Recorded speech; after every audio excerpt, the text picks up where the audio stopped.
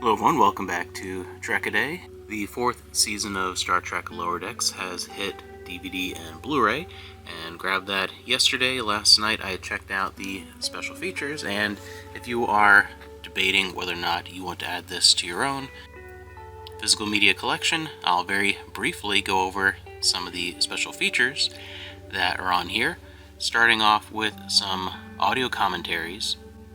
You have quite a bit.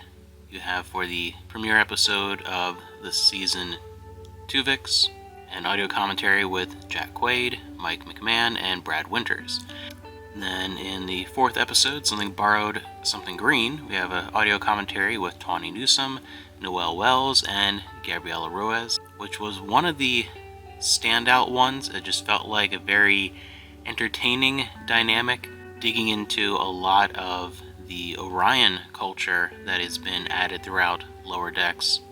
And the other thing for me with a lot of these audio commentaries, I think my favorite person is Tawny Newsome. Whenever she's in one of the commentaries, she has that good balance of being informative and entertaining, which is something that can be hard to do with an audio commentary. A lot of times it falls too far on one side or the other, being very dry and just factual about things, and other times too many tangents and jokes, and it detracts from any informational portion of the episode. She always seems to have a really good balance, and I think part of that is something that becomes very clear when you start listening to her in interviews, then also in the audio commentaries, is that she is a huge Star Trek fan. You really feel the genuine love that she has for Trek and the excitement that she has to being in Star Trek, and that really comes across and I think helps sell a lot of the ones that she's in. Then episode 6, we also have another commentary which notably has Chase Masterson, which is interesting. Have someone from my favorite era of Trek talking about revisiting that character years later, along with 409, The Inner Fight, an audio commentary with Don Lewis, Tawny Newsome, and Mike McMahon, show creator. And that's a really good dynamic in that one. It's another interesting one. One of the other favorites would be for the season finale, Old Friends, New Planets.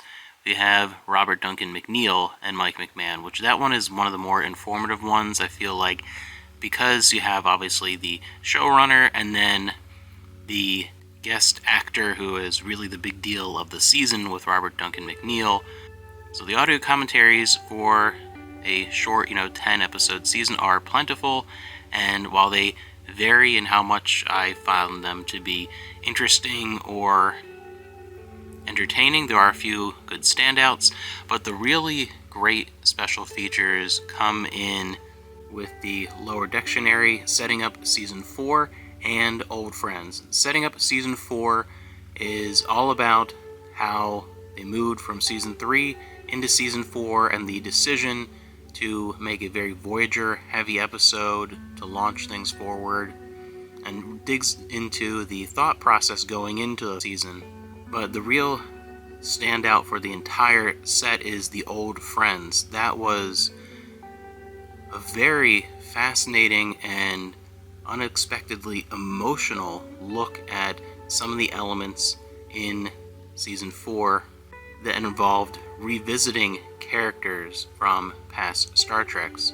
More specifically, getting into the return of Sito Jaxa and everything that was involved in the process of bringing that character back and utilizing her story to help bring depth and understanding and character growth to Mariner, and trying to find, the original actress who had left acting in the 90s, bring that experience to life. And the highlight for me is definitely the aspect that has sort of a Zoom call meeting where we really dig into the history of episodes like First Duty from TNG and Lower Decks, and then revisiting that within the season of the show Lower Decks. And that was fascinating and easily one of the most informative and emotionally impactful and entertaining elements. I mean, that alone I think is well worth revisiting even again and again. That's one of the features that I will rewatch on this set. So